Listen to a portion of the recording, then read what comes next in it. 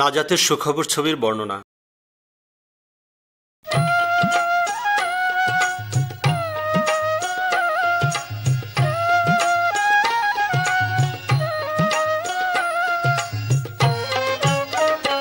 জানি বিশ্বাসের বল এতই প্রবল পাহাড় সরে যায়।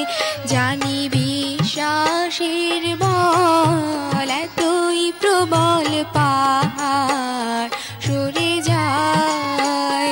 কত অসাধ্য কাজ সাধন করে বিশ্বাস জাত প্রার্থনায়। কত অসাধ্য কাজ সাধন করে বিশ্বাস জাত প্রার্থনায় পাহাড় সরে যায়। জানি বিশ্বাসের বল এতই প্রবল পাহাড় সরে যায়।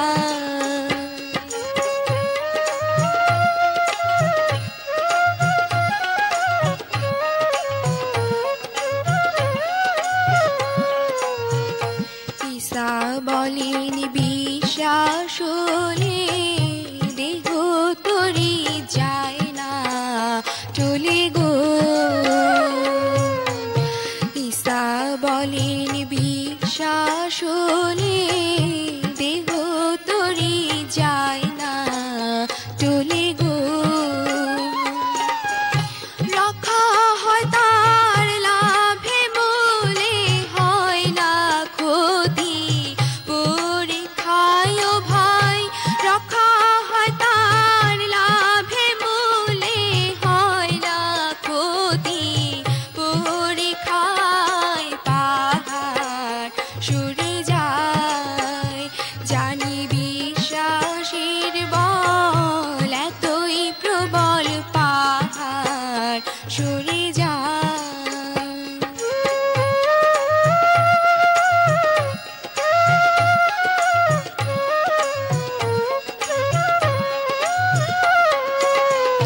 সন্দেহ করো না মনে বাঁচিবে বিশ্বাসের গুণে গো। সন্দেহ করো না মনে বাঁচিবে বিশ্বাসের গুণে গো। কি করিবে ঝড় তুফানে সঙ্গে আছে দয়াময় তুমি। কি করিবে ঝড় তুফানে সঙ্গে আছে দয়াময় পাহাড় সরে যায়। জানি বিশ্বাসের বল এতই প্রবল পাহাড় সরে যায়।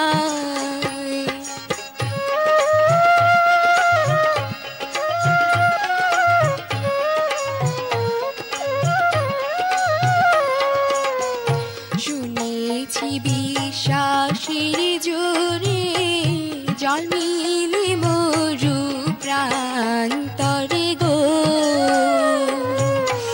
শুনেছি বিশ্বাসের জোরে জল মিলে মরু প্রান্তরে গো।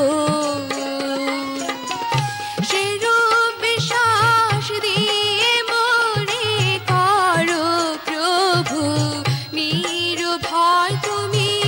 সেরূপ বিশ্বাস দিয়ে মোরে করো প্রভু নির্ভয় পাহাড় সরে যায়। জানি বিশ্বাসের বল এতই প্রবল পাহাড় সরে যায়। পাহাড় সরে যায়। পাহাড় সরে যায়। পাহাড় সরে যায়। ভূমিকা। আসসালামু আলাইকুম। এই যে বন্ধুরা, আসুন আল্লাহর পাক কালাম শুনুন। আপনাদের সামনে কি ছবির বই আছে? যদি থাকে তবে আসুন আরম্ভ করি। প্রথম ছবিটা দেখুন। মনে রাখবেন, মিউজিক শোনার সাথে সাথে আপনাকে বইয়ের পৃষ্ঠা উল্টাতে হবে। আপনাকে মনোযোগ সহকারেও শুনতে হবে।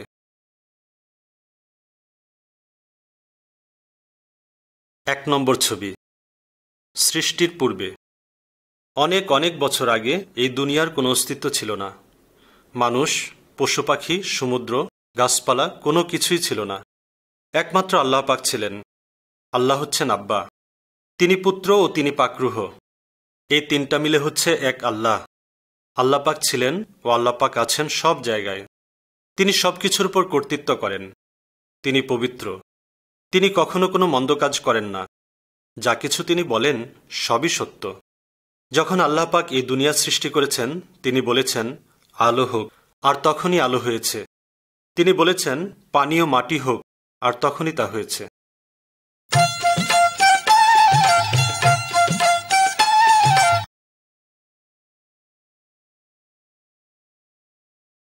দুই নম্বর ছবি, আল্লাহর কালাম।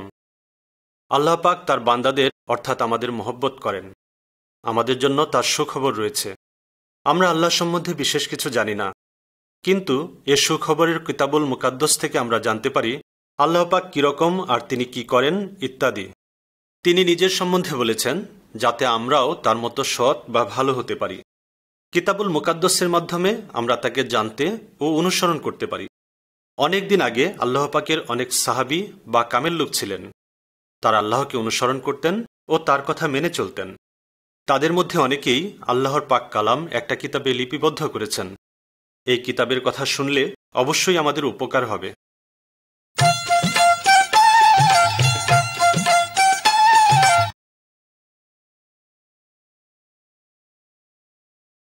তিন নম্বর ছবি, সৃষ্টি। আল্লাহ পাক এই দুনিয়ার সবকিছুই সৃষ্টি করেছেন। আকাশের চন্দ্র, সূর্য, তারা সবকিছুই তিনি সৃষ্টি করেছেন। এমনকি গাছপালা, পশু পাখি, জীবজন্তু এসব কিছু তিনিই সৃষ্টি করেছেন। আর তিনি দেখলেন সবকিছুই সুন্দর। এরপর আল্লাহ পাক প্রথম মানুষ আদম আলাইহিসসালামকে সৃষ্টি করলেন। আল্লাহ পাক পরে হযরত আদমের জন্য একজন সঙ্গিনী সৃষ্টি করলেন। তার নাম বিবি হাওয়া। আল্লাহ পাক হযরত আদম ও মা হাওয়াকে তার সৃষ্টি করা সবকিছু দেখাশোনার ভার দিলেন। হযরত আদম ও মা হাওয়া আল্লাহ পাকের দোস্ত ছিলেন। প্রত্যেক দিন তিনি তাদের দেখতে আসতেন ও তাদের সাথে গল্প করতেন।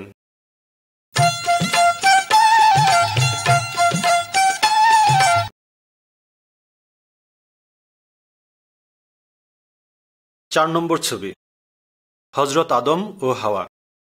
আল্লাহ পাক বাবা আদম ও মা হাওয়াকে এদন নামক একটা সুন্দর বাগানে রাখলেন। তারা সেখানে সুখে বাস করতে লাগল। আল্লাহ পাক তাদের বললেন, তোমরা বাগানের সব ফল খেতে পারো, কেবল বাগানের মাঝখানে যে গাছটি রয়েছে ওটার ফল তোমরা খেও না। আল্লাহ পাক এও বললেন, যদি ওই গাছের ফল খাও তবে তোমরা মরবে। কিন্তু সে বাগানে আদম ও হাওয়া ছাড়া আরেকজন ছিল। সে হচ্ছে শয়তান। শয়তান হচ্ছে বদরুহদের প্রধান। সে হচ্ছে আল্লাহর শত্রু, মানুষেরও শত্রু। শয়তান বিবি হাওয়ার কাছে আসে ও তাকে ঠকায়। সে বলে, তুমি যদি ওই গাছের ফল খাও তুমি মরবে না, তুমি আল্লাহর সমান হতে পারবে, আর তুমি সব বিষয় জানতে পারবে। হাওয়া আল্লাহ পাকের হুকুম অমান্য করে সে গাছের ফল খায়, আর আদমকেও তার কিছু অংশ দেয়। ফলে আল্লাহ আদম ও হাওয়াকে বাগান থেকে বের করে দেয়। আল্লাহ পাকের সাথে তাদের বন্ধুত্ব নষ্ট হয়ে যায়, কারণ তারা এখন গুনাহগার।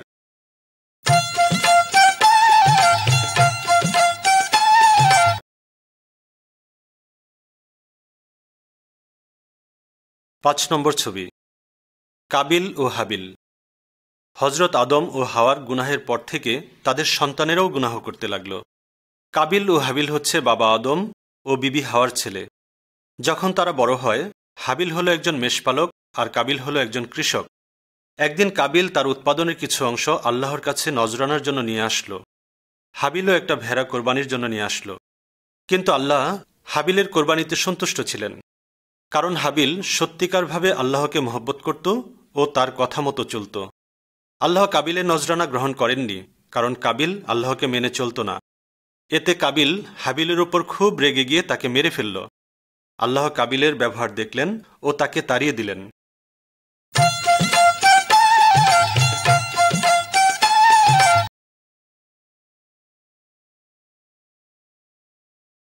6 নম্বর ছবি, নূহ নবীর জাহাজ। হযরত আদমের বংশধরেরা আরও বেশি গুনাহের কাজ করতে লাগল। আল্লাহ পাক এজন্য খুবই দুঃখিত হলেন। তিনি ভয়াবহ বন্যার মাধ্যমে সবাইকে মেরে ফেলতে চাইলেন। কিন্তু সেই সময় একজন ব্যক্তি ছিলেন যিনি আল্লাহর হুকুম মেনে চলতেন। তার নাম ছিল হযরত নূহ। আল্লাহ পাক নূহ নবীকে একটি বড় জাহাজ তৈরি করতে বললেন, যাতে তার পরিবার বন্যার পানির হাত থেকে বাঁচতে পারে। নূহ নবী আল্লাহ পাকের কথা শুনলেন এবং একটি বড় জাহাজ তৈরি করলেন। জাহাজের কাজ যখন শেষ হল, তখন নূহ নবী তার পরিবারের সবাইকে নিয়ে জাহাজে উঠলেন।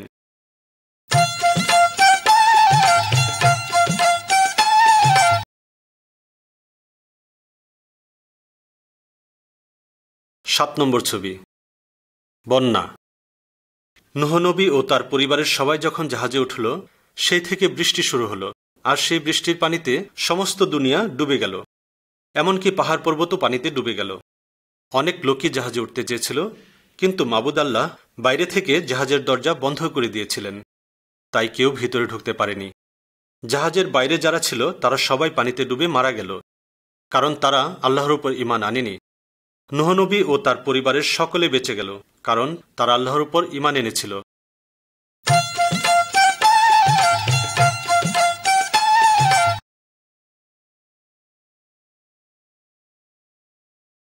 8 নম্বর ছবি, হযরত ইব্রাহিম, সারা ও ইসহাক।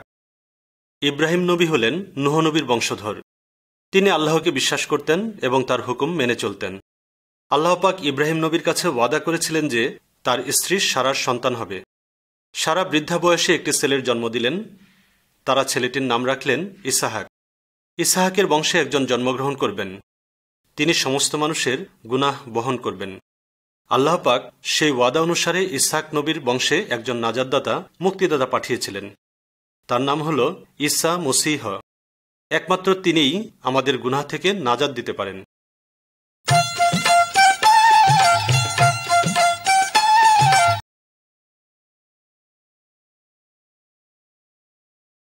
9 নম্বর ছবি, মুসা নবী ও মাবুদ আল্লাহ। মুসা নবী হলেন ইব্রাহিম আলাইহিসসালাম ও ইসহাক আলাইহিসসালামের বংশধর। মুসা নবী আল্লাহ পাককে বিশ্বাস করতেন। আল্লাহ পাক মুসা নবীকে পাহাড়ের উপরে যেতে বললেন। আল্লাহ পাক পাহাড়ের উপর বসে মুসা নবীর হাতে তার তৌরাত কিতাব নাজিল করলেন। এই ছবিতে আমরা দেখতে পাচ্ছি যে মুসা নবী পাহাড় থেকে তৌরাত কিতাব নিয়ে নেমে আসছেন। আল্লাহ পাক চান যেন সবাই তার শরীয়ত মেনে চলে।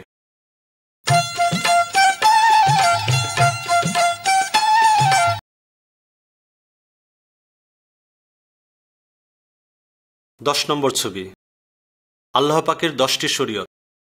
যেসব শরীয়ত আল্লাহ পাক মুসা নবীকে দিয়েছেন তার কয়েকটা আদেশ এই ছবিতে দেখতে পাবেন। ক, প্রতিমা বা কোনো ধরনের মূর্তিকে পূজা করিও না। খ, সপ্তাহের একদিন অবশ্যই আল্লাহ পাকের দিন বলে পালন করবে। গ, ছেলেমেয়েরা অবশ্যই আব্বা আম্মার বাধ্য থাকবে, কখনো মিথ্যা কথা বলবে না। ঘ, মানুষ খুন করবে না। ও, জেনা করবে না। চ, চুরি করবে না, অন্যের জিনিসের লোভ করবে না, ইত্যাদি।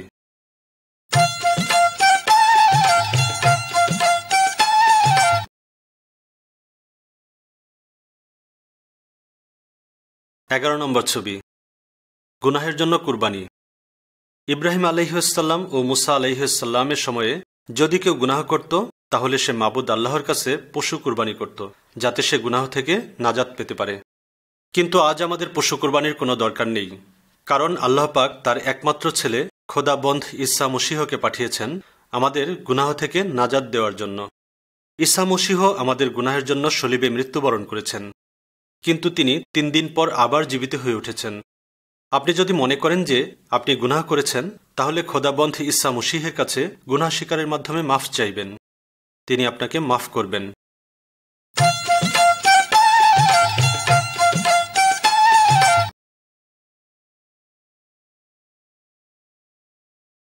12 নম্বর ছবি, বিবি মরিয়ম ও ফেরেশতা। এখন আমি আপনাদের কাছে ঈসা মসীহের জন্মের ইতিহাস বলবো। একদিন আল্লাহ তাআলার ফেরেশতা জিব্রাইল বিবি মরিয়মের কাছে দেখা দিলেন। জিব্রাইল মরিয়মকে বললেন, তুমি পাকরুহের মাধ্যমে গর্ভবতী হবে এবং একটি ছেলে সন্তান জন্ম দিবে। আল্লাহ পাকের ওয়াদা অনুসারে এই ছেলেটি হবে নাজাতদাতা, মুক্তিদাতা। তোমরা ছেলেটির নাম রাখবে ঈসা।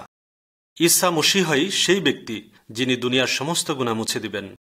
পরে সেই ফেরেশতা হযরত ইউসুফ অর্থাৎ মরিয়মের স্বামীর কাছে দেখা দিলেন এবং তাকে জানালেন যে মরিয়ম মা হতে যাচ্ছে। আরও বললেন সে যেন মরিয়মকে স্ত্রী হিসাবে কবুল করতে অস্বীকার না করেন। ইউসুফ আলাইহিসসালাম ফেরেশতার কথা মতো সবকিছু পালন করলেন।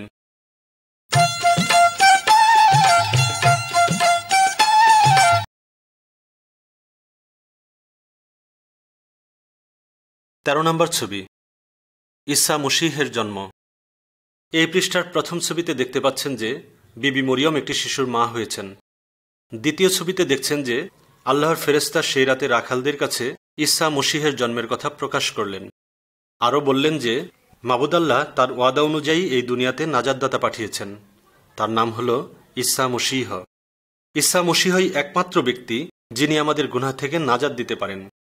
সেই রাতে রাখালেরা ঈসা মসীহকে খুঁজে বের করল। তারা তাকে সেজদা করল এবং উপহার দিল।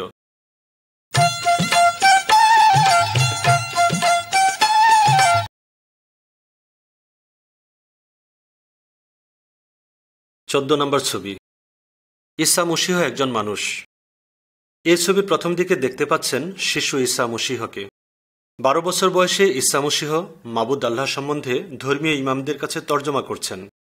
ঈসা মসীহের কাছে এটা সম্ভব ছিল কারণ তিনি ছিলেন মাবুদ আল্লাহর ছেলে। ছবির দ্বিতীয় অংশে দেখতে পাচ্ছেন ঈসা মসীহ যখন বড় হয়েছিলেন তখন তিনি লোকদের কাছে আল্লাহর কালাম তবলিগ করেছেন।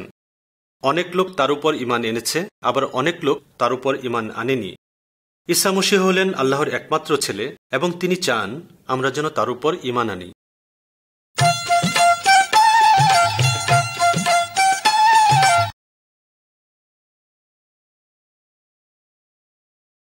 পনেরো নম্বর ছবি, ঈসা মসীহের আশ্চর্য কাজ। ঈসা মসীহের মধ্যে আল্লাহ পাকের ক্ষমতা ছিল। ঈসা মসীহ সবচেয়ে ক্ষমতাবান, এমনকি শয়তানের চেয়েও। প্রথম ছবিতে দেখুন ঈসা মসীহ একজন অন্ধকে সুস্থ করেছেন। দ্বিতীয় ছবিতে ঈসা মসীহ একটি মেয়েকে মৃত্যু থেকে জীবিত করেছেন। তৃতীয় ছবিতে ঈসা মসীহ পানির উপর দিয়ে হাঁটছেন। ঈসা মসীহ সব রকম কুদরতি কাজই করতে পারতেন কারণ তিনি হলেন মাবুদ আল্লাহর ছেলে। অনেক লোক ঈসা মসীহের কথা শুনতেন এবং তাকে অনুসরণ করতেন।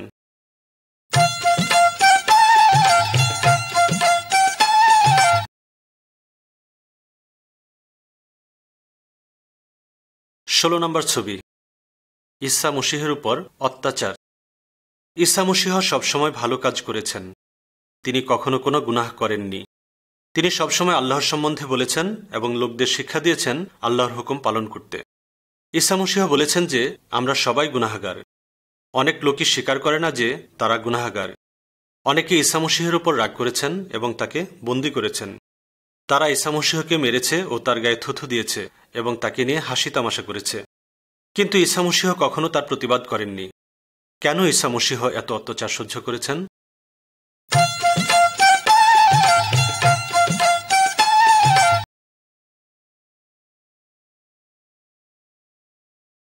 17 নম্বর ছবি, ঈসা মসীহের ইন্তেকাল। লোকেরা ঈসা মসীহের উপর শুধু অত্যাচার করেই ক্ষান্ত হয়নি, তারা তাকে সলিবে বিদ্ধ করে হত্যা করেছে। সে সময় একটা রেওয়াজ ছিল যে তারা দোষী লোককে সলিবে বিদ্ধ করে হত্যা করত। আল্লাহ পাক বলেছেন ঈসা মসীহের মৃত্যু হল আমাদের সকলের গুনাহের জন্য। ঈসা মসীহ আমাদের সকলের গুনাহের জন্য অত্যাচার ভোগ করেছেন। আমরা সত্যিকারভাবে যদি আমাদের গুনাহ স্বীকার করি এবং গুনাহের পথ থেকে ফিরে আসি তাহলে আল্লাহ পাক নিশ্চয়ই আমাদের গুনাহ মাফ করবেন। আপনি কি মনে করেন? আপনি কি গুনাহ করেছেন? আপনি কি গুনাহের মাফ চান? আপনি যদি গুনাহের মাফ চান তাহলে ঈসা মসীহের উপর ঈমান আনুন।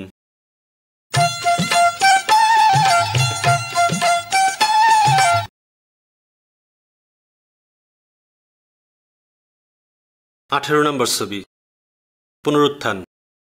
ঈসা মসীহের মৃত্যুর পর তার সাহাবীরা তার মৃতদেহ দাফন করলেন। তারা কবরের উপর একটা বড় পাথর রেখে কবরের মুখটা বন্ধ করে দিলেন।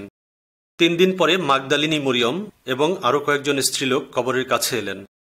কিন্তু ঈসা মসীহ তখন কবরে ছিলেন না। একজন ফেরেশতা তাদের দেখা দিয়ে বললেন, ঈসা মসীহ জীবিত হয়ে উঠেছেন, তিনি এখানে নেই। আজও ঈসা মসীহ জীবিত রয়েছেন। যদি আমরা মুনাজাতের মাধ্যমে তাকে ডাকি তিনি আজও শুনতে পান।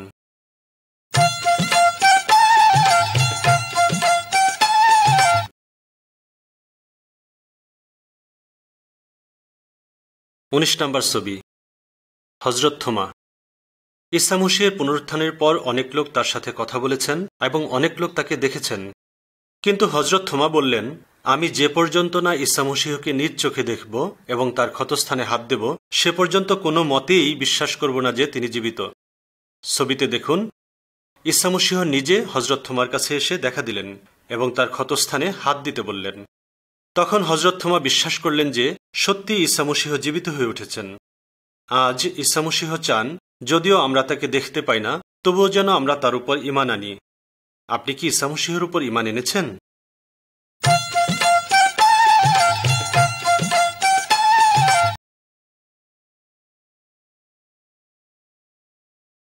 বিশ নম্বর ছবি, বেহেশতে গমন। পুনরুত্থানের 40 দিন পরে ঈসা মসীহ সাহাবীদের নিয়ে পাহাড়ের উপরে গেলেন। তখন তিনি তাদের বললেন, আমি এখন বেহেশতে যাচ্ছি। আমার যাবার পর তোমরা অবশ্যই লোকদের বলবে যে ঈসা মসীহ সমস্ত লোকের গুনাহের জন্য শলীবে বিদ্ধ হয়ে মারা গেছেন এবং 3 দিন পর আবার জীবিত হয়ে উঠেছেন। যারা আমাতে ঈমান আনবে তাদের গুনাহ মাফ করা হবে এবং পরে তারা আমার সাথে বেহেশতে বাস করবে। তখন তারা দেখলেন যে ঈসা মসীহ বেহেশতে উঠে যাচ্ছেন। পরে দুজন ফেরেশতা এসে সাহাবীদের বললেন যে ঈসা মসীহ একদিন আবার এই দুনিয়াতে ফিরে আসবেন এবং যারা তার উপর ঈমান এনেছেন তাদের সবাইকে বেহেশতে নিয়ে যাবেন। এ কথার পরে ফেরেশতা দুজন চলে গেলেন। আজই ঈসা মসীহকে অনুসরণ করুন, তাহলে আপনিও বেহেশতে যেতে পারবেন।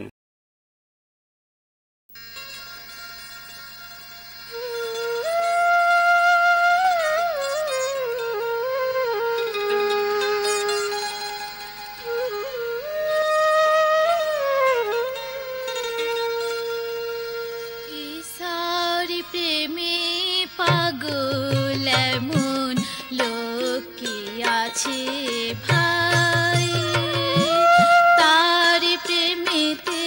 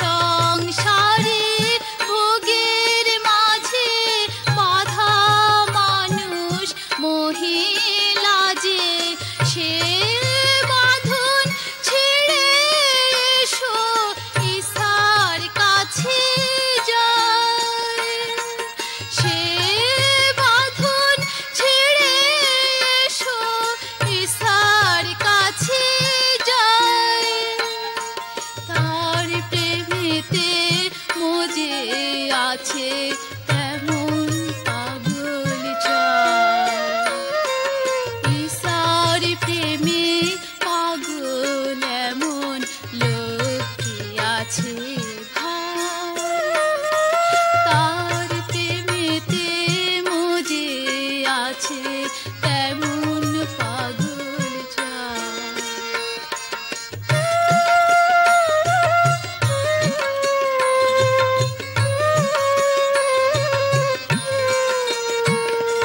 প্রেমিক পাগল যে জন ভাবে তার করুণা সেই লাভে। প্রেমিক পাগল যে জন ভাবে তার করুণা সেই লাভে। প্রেমে পাগল সেজে চলো প্রেমের গান গাই। প্রেমে পাগল সেজে চলো প্রেমের গান গাই। তার প্রেমেতে মজে আছে তেমন পাগল চাই।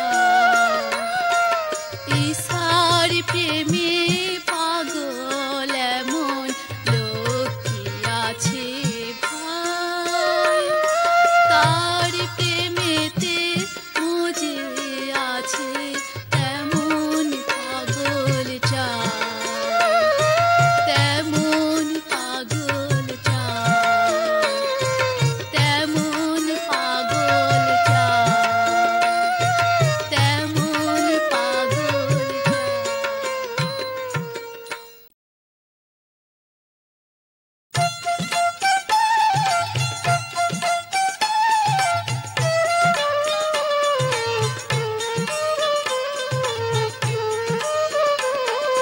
মধুমাখা ঈশার নাম গাউরি, পুনম গাউরি।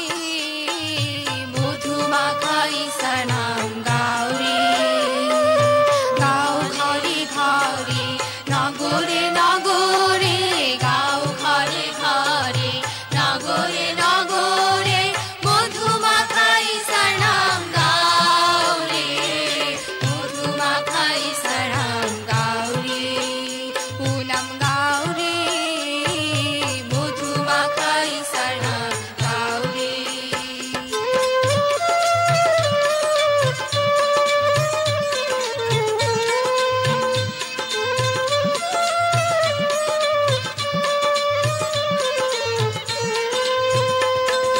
এই দুনিয়ার আশা যিনি বেহেশতের আনন্দ ভূমি। এই দুনিয়ার আশা যিনি বেহেশতের আনন্দ ভূমি। যে নামে সকল দুঃখ যাবে রে।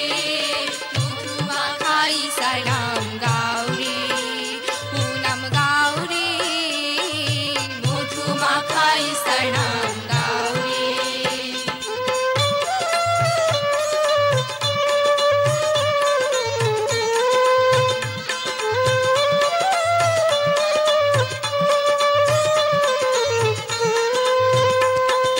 যে নামের মাহাত্ম্য গুণে শান্তি পায় ভক্তগণে। যে নামের মাহাত্ম্য গুণে শান্তি পায় ভক্তগণ। দুঃখে জনে সুখী হয় অন্তরে।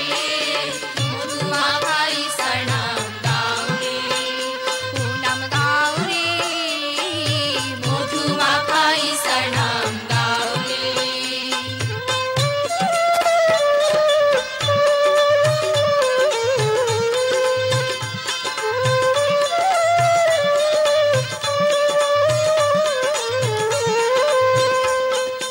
হইলে কষ্টের কারণ ঈশার নামে মহাবল। হইলে কষ্টের কারণ ঈশার নামে মহাবল। যে নামে মৃত্যু থেকে পার করে। মধুমাখা ঈশার নাম গাউরি, পুনম গাউরি। মধুমাখা ঈশার নাম গাউরি, পুনম গাউরি। মধুমাখা ঈশার নাম গাউরি, পুনম গাউরি। মধুমাখা ঈশার নাম গাউরি, পুনম গাউরি। মধুমাখা ঈশার নাম গাউরি। 21 নম্বর ছবি। সলিব। সলিব আমাদের ঈসা মসীহের মৃত্যুর কথা স্মরণ করিয়ে দেয়। খোদাবন্দ ঈসা মসীহ কখনো গুনাহ করেননি, কিন্তু আমাদের গুনাহের জন্য মরেছেন। সলিবে মৃত্যুর মাধ্যমে তিনি আমাদের গুনাহ থেকে নাজাত দিয়েছেন। তিনি মৃত্যুর পর আবার জীবিত হয়ে উঠেছেন। বর্তমানে যারা তাকে অনুসরণ করে, তার উপর ঈমান আনে, ঈসা মসীহ তাদের প্রত্যেককে নাজাত দেন বা রক্ষা করেন। যখন আমরা আমাদের গুনাহের জন্য তওবা করি, তখন তিনি আমাদের গুনাহ মাফ করে দেন। আর তখনই শুধু আমরা আল্লাহ পাকের সাথে বেহেশতে বাস করার অধিকার পেয়ে থাকি।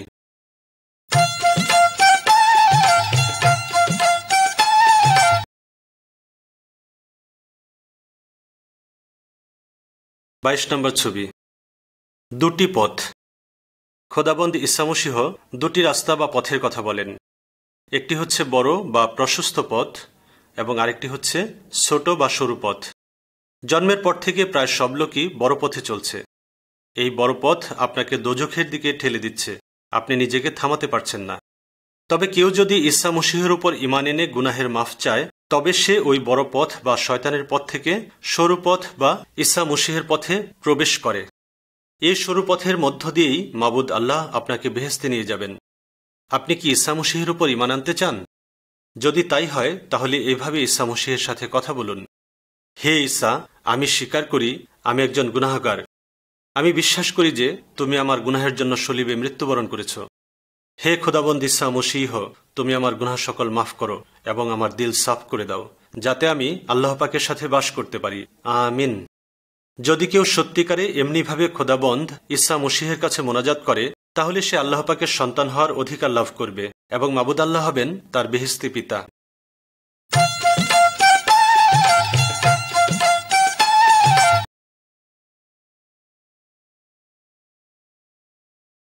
23 নম্বর ছবি। আল্লাহ পাকের সন্তান। যদি আমরা বিশ্বাস করি যে ঈসা মসীহ আমাদের গুনাহের জন্য মরেছেন, তাহলে আমরা আমাদের গুনাহের মাফ পেতে পারি।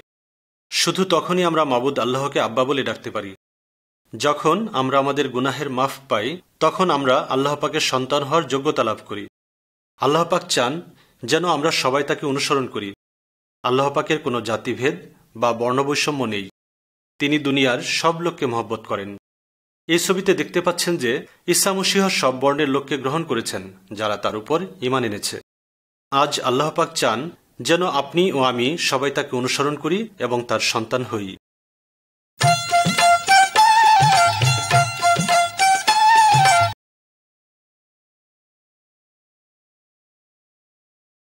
24 নম্বর ছবি। পাক রুহের মাধ্যমে আমরা নতুনীকৃত হই। এই ছবিতে দেখতে পাচ্ছেন খোদাবন্দ ঈসা মসীহ একজন ধর্মীয় ইমামের সঙ্গে আলাপ করছেন। তার নাম হচ্ছে নিকোদিম। ঈসা মসীহ তাকে বলেছেন, যদি কেউ বেহেশতে যেতে চায়, তাহলে তাকে পরিবর্তিত হতে হবে বা নতুন জন্ম লাভ করতে হবে। মাবুদ আল্লাহর পাক রুহের মাধ্যমেই কেবল পরিবর্তিত হওয়া যায়। আমরা নিজে নিজে পরিবর্তিত হতে পারি না, কারণ আমরা সবাই গুনাহগার। আমরা যদি আমাদের গুনাহ সকল কবুল করি এবং তার জন্য মাফ চাই, তাহলে পাক রুহ আমাদেরকে নতুনভাবে তৈরি করবেন। আসুন আজই আমরা খোদাবন্দ ঈসা মসীহের কাছে সেজদা করি এবং বলি যেন তিনি আমাদের নতুন রূপে তৈরি করেন।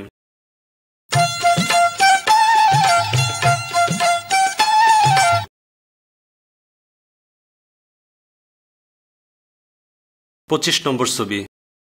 পাক রুহের অবতরণ। ঈসা মসীহ মৃত্যুর পর জিন্দা হয়ে উঠেছেন এবং পরে বেহেশতে চলে গেছেন। ঈসা মসীহ বেহেশতে যাবার পরে তার সাহাবীরা সবাই মিলে মোনাজাত করছিল। তখন তারা পাক রুহের মাধ্যমে শক্তি লাভ করেছিল। এর ফলে তারা অন্য লোকদের কাছে ঈসা মসীহের সম্বন্ধে তবলিগ করতে পেরেছিল। পাক রুহ হচ্ছে তাদের সহায় বা সাহায্যকারী। পাক রুহের মাধ্যমে তারা আল্লাহ পাকের কালাম বুঝতে পারে এবং অন্যের কাছে তর্জমা করতে পারে। যদি আপনি ঈসা মসীহকে নাজাতদাতা হিসেবে গ্রহণ করেন, তাহলে মাবুদ আল্লাহ আপনাকে পাক রুহের শক্তি দেবেন, যার ফলে আপনি অন্যের কাছে খোদাবন্দ ঈসা মসীহকে তুলে ধরতে পারবেন।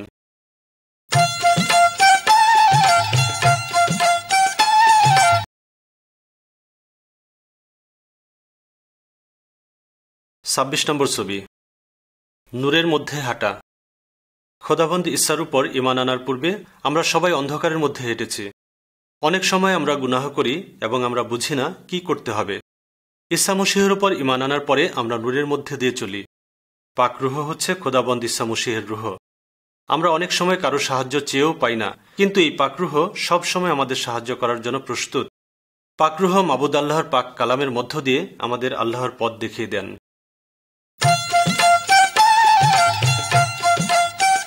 27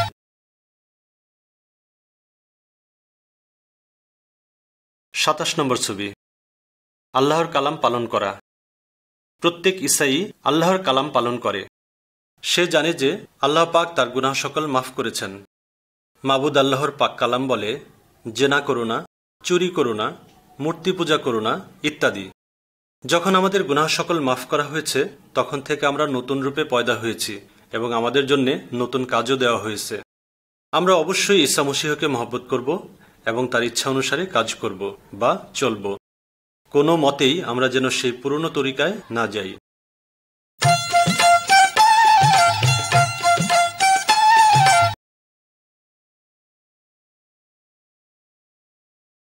আটাশ নম্বর ছবি, ঈসাই পরিবার। ঈসাই পরিবারকে অবশ্যই মাবুদ আল্লাহর পাক কালাম অনুসারে চলতে হবে। একজন ঈসাই স্ত্রী তার স্বামীকে সম্মান করে, আর সেভাবে ঈসাই স্বামী তার স্ত্রীকে মহব্বত করে। স্বামী ও স্ত্রী একে অপরকে সাহায্য করবে। তারা অবশ্যই তাদের ছেলে মেয়েদের প্রতি লক্ষ্য রাখবে এবং তাদেরকে ঈসা মসীহ সম্বন্ধে বলবে। ছেলেমেয়েরাও আব্বা আম্মার বাধ্য থাকবে। যদি ছেলেমেয়েরা আব্বা আম্মার অবাধ্য হয়ে খারাপ কাজ করে, তাহলে আব্বা আম্মা তাদেরকে শাস্তি দেবে এবং ঠিক পথে পরিচালনা করবে।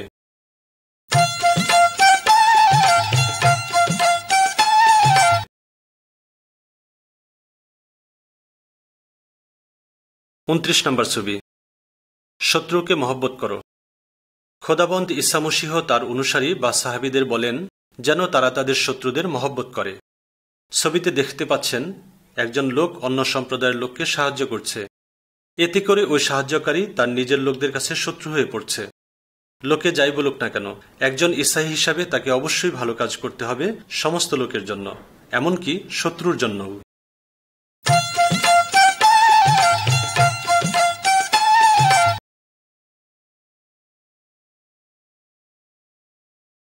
তিরিশ নম্বর ছবি, খোদাবন্দ ঈসা মসীহ শক্তিশালী। এই ছবিতে দেখতে পাচ্ছেন যে দুজন লোক একটি মূর্তিকে ফেলে দিচ্ছে। একদিন তারা এই মূর্তিটাকে ভক্তি ভরে পূজা করত। একজন ঈসাইকে সবসময় ঈসা মসীহের নামে মাবুদ আল্লাহর কাছ থেকে সাহায্য চাইতে হবে। সে সবসময় আল্লাহ পাকের ইবাদত করবে, অন্য কিছুর নয়। ঈসা মসীহ সকল প্রকার দেবদেবী বা জাদুকরের চেয়েও ক্ষমতাবান, কারণ তিনি হলেন মাবুদ আল্লাহর ছেলে। তিনি আমাদের মহব্বত করেন এবং আমাদের দেখভাল করে থাকেন।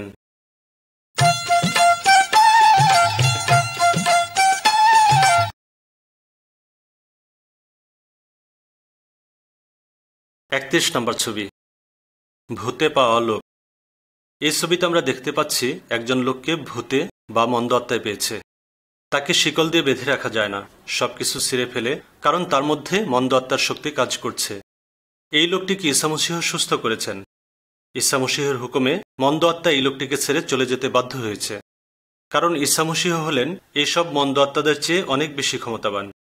সকল মন্দ আত্মা মানে ভূত, শয়তান সবাই ঈসা মসীহকে ভয় করে।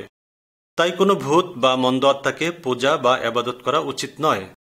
আপনি যদি মন্দ আত্মা দ্বারা আক্রান্ত হন, তাহলে ঈসা মসীহের কাছে মোনাজাত করুন, তিনি আপনাকে মন্দ আত্মা থেকে রক্ষা করবেন।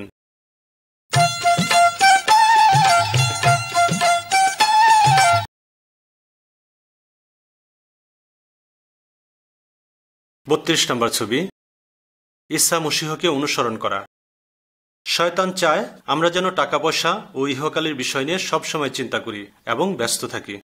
সে চায় আমরা যেন মাবুদ আল্লাহকে ভুলে যাই। কিন্তু যারা সত্যিকারের ঈসাই, তারা ঈসা মসীহের উপর ঈমান রাখবে এবং তার শরীয়ত মেনে চলবে। ঈসা মসীহ ওয়াদা করেছেন যে তিনি আমাদের প্রয়োজনীয় সবকিছু যোগাবেন।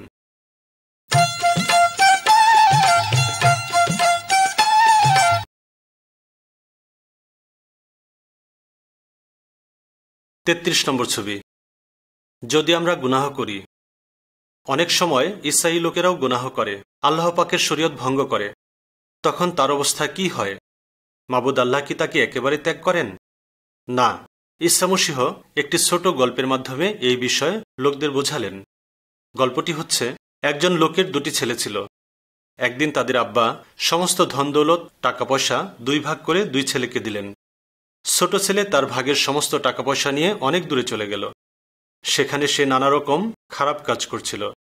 জুয়া খেলে, মদ খেয়ে এবং জেনা করার মাধ্যমে সে তার সমস্ত টাকা পয়সা নষ্ট করে ফেলল। যখন তার সমস্ত টাকা পয়সা শেষ হয়ে গেল, তখন তার দোস্তরা তাকে ছেড়ে চলে গেল। শেষে তার খাবার কেনার জন্য তার কাছে কোনো টাকা পয়সা ছিল না। সে কাজের খোঁজে বেরিয়ে পড়ল, কিন্তু কোনো কাজ পেল না। পরে শূকর চড়াবার কাজ পেল। শূকরে যা খেত সেও তাই খেত।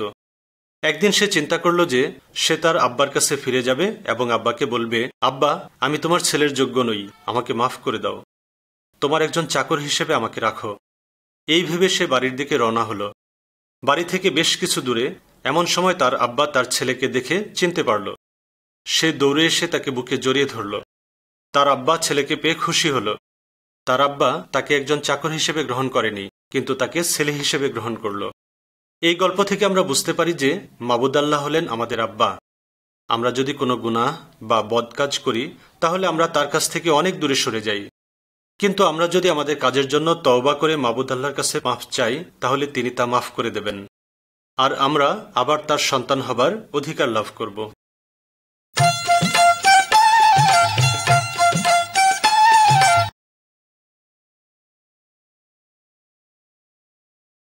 চৌত্রিশ নম্বর ছবি, অসুস্থতা। আমরা সকলেই মাঝে মাঝে অসুস্থ হয়ে পড়ি। যদি আপনি অসুস্থ হয়ে পড়েন তাহলে ঈসা মসীহের কাছে মোনাজাত করুন এবং বলুন তিনি যেন আপনাকে সুস্থ করেন। কোনো সময় ওঝা বা কবিরাজের কাছ থেকে কোনো সাহায্য নেবেন না, এমনকি মৃত পীর বা দরবেশের সাহায্যও চাইবেন না। খোদাবন্দ ঈসা মসীহ অন্য যে কারো চেয়ে অনেক অনেক বেশি ক্ষমতাবান, তাই শুধু তার কাছেই সাহায্য চাইবেন।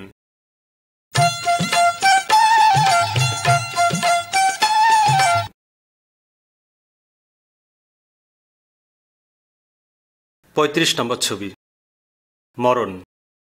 ঈসা মসীহের উপর ঈমান আনা একজন ব্যক্তি যখন মারা যায় তখন তার দেহকে দাফন করা হয়, কিন্তু তার রুহ বেহেশতে খোদাবন্দ ঈসা মসীহের কাছে চলে যায়, কারণ তার গুনাহ সকল আগেই মাফ করা হয়েছে। আরেকজন ব্যক্তি যে নাকি ঈসা মসীহের উপর ঈমান আনেনি, সে মারা যাওয়ার পরে তার দেহকে দাফন করা হয়, কিন্তু তার রুহকে আযাব পেতে হয়, দোজখের আগুনের মধ্যে পুড়ে আযাব পেতে হয়। আপনি কি বলতে পারেন মারা যাওয়ার পরে আপনি কোথায় যাবেন?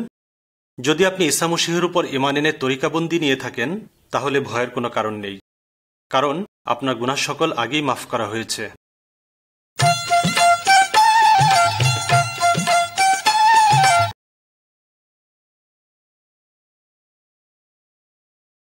ছত্রিশ নম্বর ছবি, দেহের অংশ।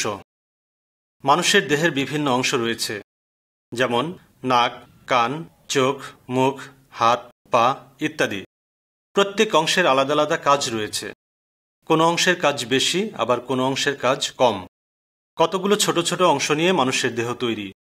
যদি ছোট কোনো অংশে আঘাত লাগে তাহলে সমস্ত দেহে তা অনুভূত হয়।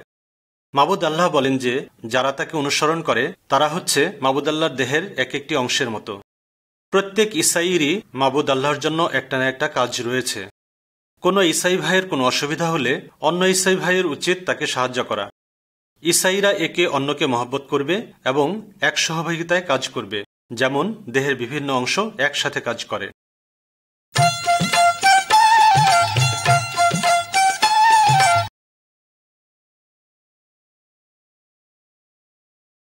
সাতত্রিশ নম্বর ছবি, সহভাগিতা।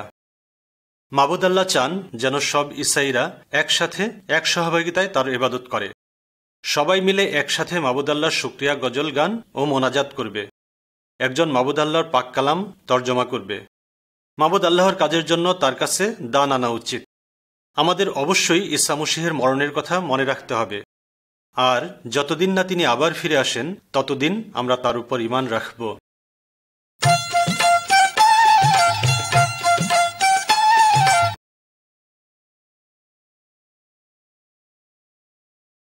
আটত্রিশ নম্বর ছবি, ঈসা মসীহ আবার আসবেন। খোদাবন্দ ঈসা মসীহ বেহেশতে গিয়েছেন, কিন্তু তিনি আবার ফিরে আসবেন। তিনি যখন এই দুনিয়াতে আবার আসবেন তখন ঈসা মসীহের উপর ঈমান আনা সকল ঈমানদারদের বেহেশতে নিয়ে যাবেন। কিন্তু যারা ঈসা মসীহের উপর ঈমান আনে নাই তাদেরকে তিনি এই দুনিয়াতেই রেখে যাবেন এবং তাদেরকে জাহান্নামের আগুনে পুড়ে আযাব পেতে হবে। যদি ঈসা মসীহ আজই তার অনুসারীদের নিতে আসেন তাহলে আপনি কি বেহেশতে যাবার জন্য প্রস্তুত আছেন?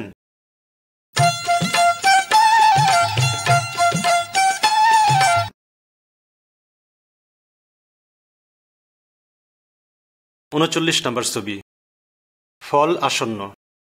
আমরা সবাই ফলের গাছ থেকে ফল আশা করে থাকি। কিতাবুল মুকাদ্দাস আমাদেরকে বলে যে যদি কোনো ডালে ফল না ধরে তবে তা কেটে ফেলো এবং তা আগুনে পুড়িয়ে দাও। তাই ঈসা মসীহ একজন ঈসাইর কাছ থেকে ফলের আশা করেন। পাকরুহ আমাদের জীবনে নিয়ে আসে আনন্দ, সুখ, সততা, পবিত্রতা, মহব্বত, অন্যকে উপকারের ইচ্ছা ইত্যাদি। যে লোক ঈসা মসীহের উপর ঈমান আনে সে আগের চেয়ে আরও অনেক ভালোভাবে জীবনযাপন করবে।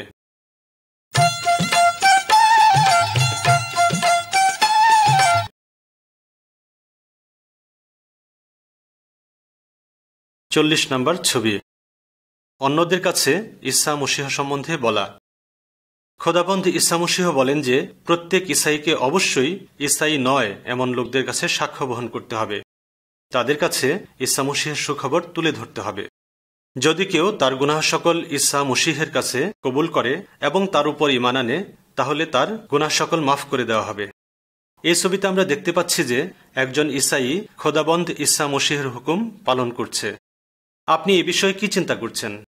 আপনি কি অন্যের কাছে ঈসা মসীহ সম্বন্ধে বলবেন?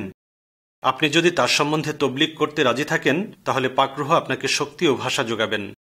মাবুদ আল্লাহর কাছ থেকে যা শিখেছেন এবং যে রহমত পেয়েছেন শুধু সেই কথাই অন্যের কাছে বলুন।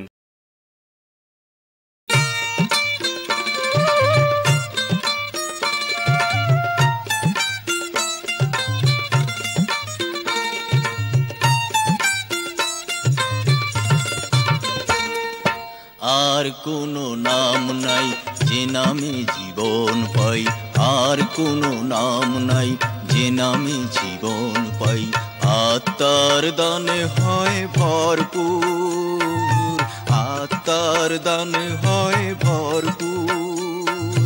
সেই ঈসা নাম কত সুমধুর, সেই ঈসা নাম কত সুমধুর।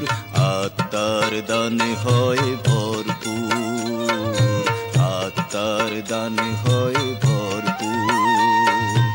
আর কোনো নাম নাই যে নামে জীবন পাই, আর কোনো নাম নাই যে নামে জীবন পাই। আত্মার দানে হয় ভরপুর, আত্মার দানে হয় ভরপুর।